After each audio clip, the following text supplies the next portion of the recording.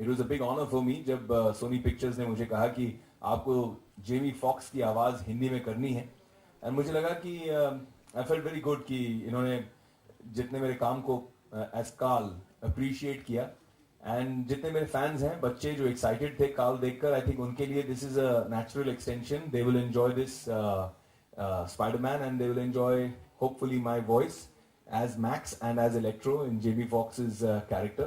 तो बहुत मजा आया करके, बहुत टफ था क्योंकि बहुत कम लोग जानते हैं कि मैं एक्टर बनने से पहले एक डबिंग आर्टिस्ट था, और एक हमारी दादा साहेब फाल्के अवार्ड विनर थी जो one of the greatest talents in India in terms of voicing, Leela Ghosh था नाम उनका।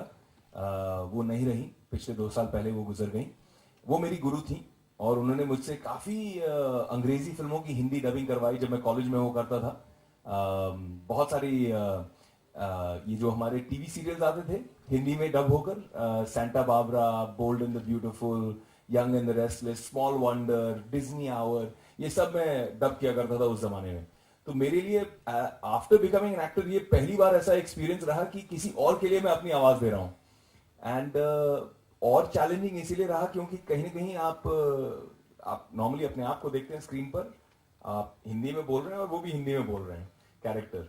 इस बार क्या हुआ मेरे लिए, चैलेंज ये रहा कि सामने अंग्रेजी में चल रही है, आपके कान के अंदर हेडफोन में अंग्रेजी में इनपुट आ रहा है, डायलॉग्स पूरे इंग्लिश में आ रहे हैं, आपके हाथ में स्क्रिप्ट दी गई है जिसके अंदर हिंदी में डायलॉग लिखे हैं। तो कान में अंग्रेजी, आंखों में हिंदी, और सामने आपको बोलना है हिंदी मैच करके। वो मेरे लिए बहुत टफ रहा। एंड खासकर जब मतलब भारी भरकम डायलॉग आ जाते थे, जैसे मोना घोष जो लीला जी की बेटी हैं और बहुत बढ़िया डबिंग डायरेक्टर हैं, हम साथ में जब काम कर रहे थे तो एक लाइन आई इंग्लिश की, military grade high intensity capacitors.